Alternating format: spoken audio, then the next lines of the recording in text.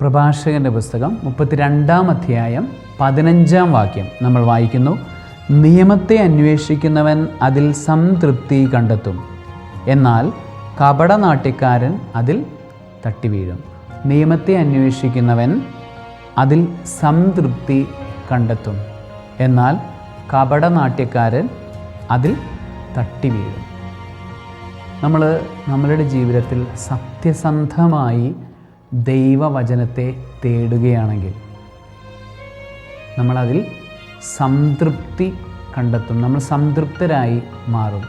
ആ വചനങ്ങൾ ഓരോന്നും നമ്മളെ വിശുദ്ധീകരിക്കുകയും നവീകരിക്കുകയും നമ്മളെ വളർത്തുകയും ചെയ്യും. എന്നാൽ കപടനാട്യത്തോടുകൂടെ, അതായത് തെറ്റായ ലക്ഷ്യങ്ങളോടുകൂടെ, അല്ലെങ്കിൽ ശരിക്കും ദൈവം എന്താണ് പറയുന്നത്, ദൈവത്തിൻ്റെ ഹിതം എന്താണ് എന്ന് മനസ്സിലാക്കാതെ, അല്ലെങ്കിൽ അത് ആഗ്രഹിക്കാതെ മറ്റ് പല ഉദ്ദേശങ്ങൾക്കും വേണ്ടി ദൈവവചനത്തെ തേടുമ്പോൾ, സ്വീകരിക്കുമ്പോൾ, വായിക്കുമ്പോൾ നമുക്ക് എന്തുണ്ടാകുന്നു?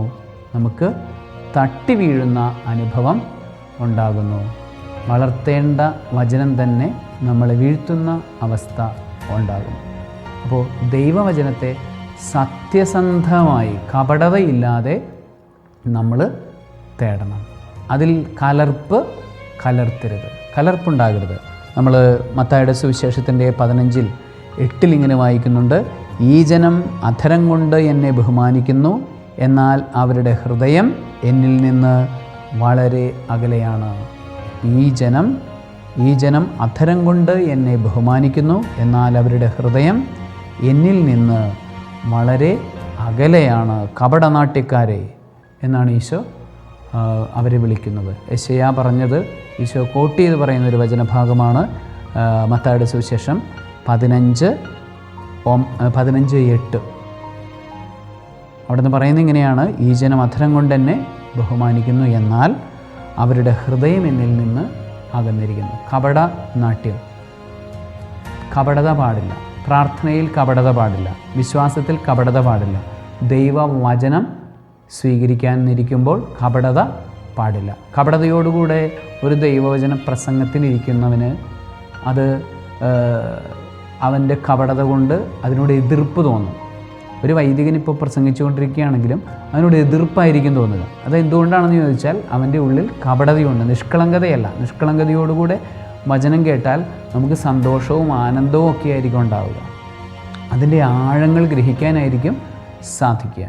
എന്നാൽ ഉള്ളിൽ കപടമായ മനസ്സോടുകൂടെ ഇരുന്ന് കഴിഞ്ഞാൽ നമുക്കൊരിക്കലും വളർച്ച ഉണ്ടാവില്ല എന്ന് മാത്രമല്ല, അതേ വചനങ്ങളിൽ തന്നെ നമുക്ക് വീഴ്ച ഉണ്ടാകാനും കാരണമാകും. ആകയാൽ ദൈവവചനം കേൾക്കുമ്പോൾ എപ്പോഴും ഹൃദയശുദ്ധിയോടുകൂടെ ദൈവവചനം കേൾക്കാനും ദൈവവചനം വായിക്കാനും നമുക്കിരിക്കാം. കാപട്യമില്ലാത്തവരായി നമുക്ക് ജീവിക്കാം.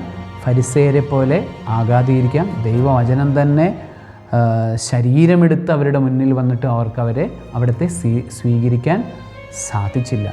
അതുപോലെ ആവാതിരിക്കാൻ നമുക്ക് തീരുമാനമെടുക്കുക. എപ്പോഴും നിഷ്കളങ്കതയോടുകൂടെ ദൈവവചനത്തെ സ്വീകരിക്കാൻ നമുക്ക് താല്പര്യം കാണിക്കാം. സർവശക്തനായ ദൈവം, പിതാവും പുത്രനും പരിശുദ്ധാത്മാവും നിഷ്കളങ്കമായ ഹൃദയത്തോടെ ദൈവത്തിൻ്റെ വചനത്തെ സ്വീകരിക്കാൻ നിങ്ങളെല്ലാവരെയും അനുഗ്രഹിക്കുമാറാകട്ടെ.